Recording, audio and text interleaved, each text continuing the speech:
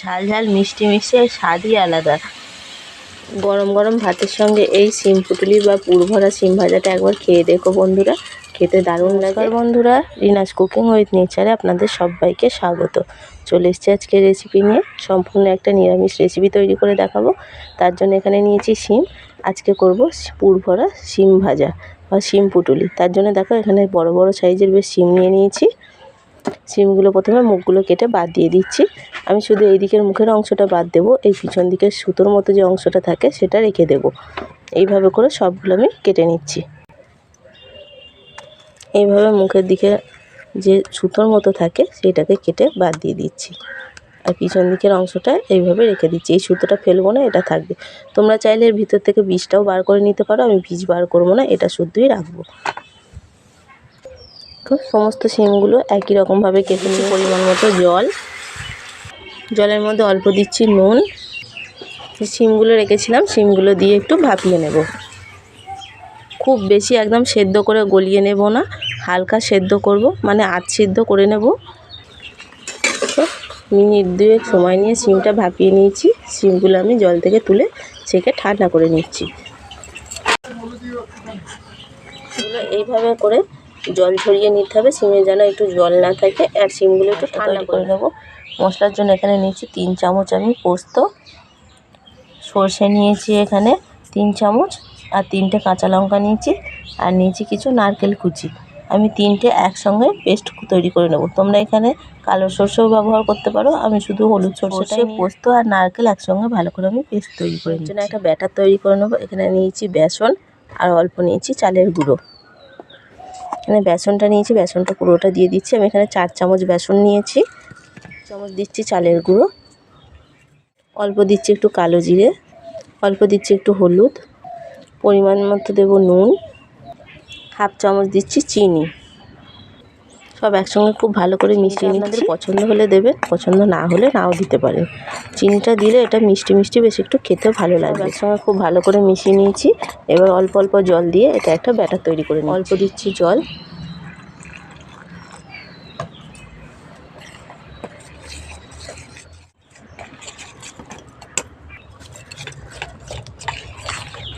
ব্যাটারটা খুব বেশি পাতলাও করব না, আবার একদম ঘন করব না, মিডিয়াম ব্যাটারটা তৈরি করে নেব। একবার ব্যাটারটা আমি খুব ভালো করে একটু ফেটিয়ে নিচ্ছি।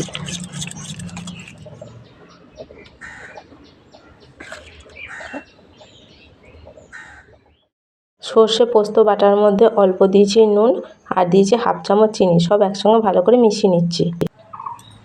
তো শিমগুলো ঠান্ডা হয়ে গেছে, জলটাও ঝরে গেছে। তো শিমের ভিতরে আমি পুর ভরে নেব। তোমরা চাইলে যারা বীজ খেতে পছন্দ করো না, এভাবে বীজটা বার করেও নিতে পারো। দেখো এই বীজগুলো শুদ্ধই আমি এর মধ্যে পুর ভরবো। এখানে যে সর্ষে পোস্ত নারকেলের পেস্টটা করে রেখেছিলাম, সেই পেস্টটা এর মধ্যে ভরে দেব। তো এইভাবে করে ভর্তি করে করে পুরটা দিতে হবে।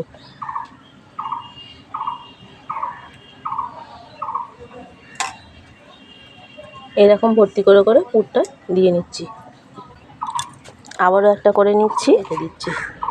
এই যে মুখের দিকটা নিয়েছি, এইরকম করলেই মুখগুলো খুলে যাবে সব। পেস্টটা নিয়েছি, অল্প অল্প করে এইভাবে করে ভরে দেব। নিরামিষ দিনে এই রেসিপিটা একবার বানিয়ে খেয়ে দেখতে পারো বন্ধুরা, ডাল ভাতের সঙ্গে খেতে দারুণ লাগে, শুধু এটা ভাতে মেখে খেতেও ভালো লাগবে। এইভাবে করে পুরগুলো সব ভরে নিচ্ছি এক এক করে। দেখো সবগুলো সিমে একই রকমভাবে আমি পুর ভরে নিয়েছি। কড়াই দিচ্ছি সর্ষের তেল, আমি সর্ষের তেলে এগুলো ভেজে নেব। তোমরা চাইলে সাদা তেলেও ভেজে নিতে পারো। তেলটা খুব ভালো করে গরম করে নেব। প্রথমে তেলটা গরম হতে থাক, ততক্ষণ যে ব্যাটারটা রেখেছিলাম ব্যাটারটা একটু ভালো করে ফেটিয়ে নেব। একটা করে সিম নিচ্ছি, এভাবে ব্যাটারে করে ডুবিয়ে নেব ভালো করে। খুব সাবধানে আস্তে করে ধরে এইভাবে তেলের মধ্যে দিয়ে দেবো। আবারও একটা সিম নিলাম, এইভাবে ব্যাটারে ডুবিয়ে খুব সাবধানে আস্তে করে দিয়ে দিতে হবে। এইভাবে করে একটা একটা করে আমি দিয়ে দিচ্ছি। তো এক এক করে বেশ কয়েকটা সিম দিয়ে দিয়েছি, যেগুলো আগে দিয়েছি ভাজা হয়ে গেছে এক সিট। আস্তে আস্তে উল্টে দেবো।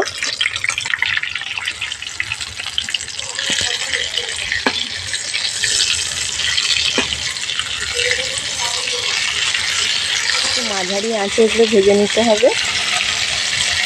এক পিঠ করে ভাজা হয়ে গেছে, আর এক পিঠ করে সব উল্টিয়ে দিয়েছি। দু পিঠ সমান করে ভালো করে ভেজে নেব। হয়ে গেছে, তুলে নিচ্ছি। এইগুলো সব ভাজা হয়ে গেছে, তুলে নিচ্ছি। বাকিগুলো সব একই রকমভাবে ভেজে নেব। বাকিগুলো এক পিঠ করে ভাজা হয়ে গেছে, উল্টিয়ে দিয়েছি।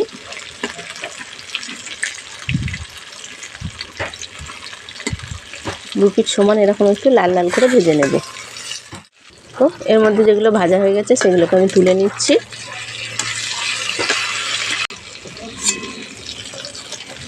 এক এক করে সবগুলো ভাজা হয়ে গেছে। সমস্ত সিম পুটুলিগুলো তৈরি হয়ে গেছে, বা পুর ভরা সিম ভাজা। রেসিপিটা কেমন লাগলো কমেন্ট করে অবশ্যই জানাবে। গরম গরম ভাতের সঙ্গে এইভাবে একবার পুর ভরা সিম ভাজাটা খেয়ে দেখো বন্ধুরা, নিরামিষ দিনে খেতে অসাধারণ লাগে। ডাল ভাতের সঙ্গেও খেতে পারো, অথবা শুধু এই সিম ভাজা দিয়েও ভাত খেয়ে নিতে পারবে। একটা বড়া ভেঙে দেখাচ্ছি। বড়াগুলো ভীষণ মুচমুচে হয়েছে দেখো বন্ধুরা, আওয়াজ শুনে বুঝতে পারছো। পুর ভরা সিম ভাজা বা সিম পুটুলি রেসিপিটা তোমাদের কেমন লাগলো কমেন্ট করে অবশ্যই জানাবে। রেসিপিটা ভালো লাগলে একটা লাইক কমেন্ট শেয়ার করো, আর চ্যানেলে নতুন বন্ধু হয়ে থাকলে চ্যানেলটা সাবস্ক্রাইব করার অনুরোধ রইল। পাশে থাকা বেল আইকনটা অবশ্যই প্রেস করে দেবে, তাহলে সবার প্রথম ভিডিওর নোটিফিকেশন তোমাদের কাছে পৌঁছে যাবে। গরম গরম ভাতের সঙ্গে এইভাবে একবার ভাজাটা খেয়ে দেখো, খেতে অসাধারণ লাগবে। আমি একটা ভেঙে দেখাচ্ছি কতটা সুন্দর হয়েছে দেখো।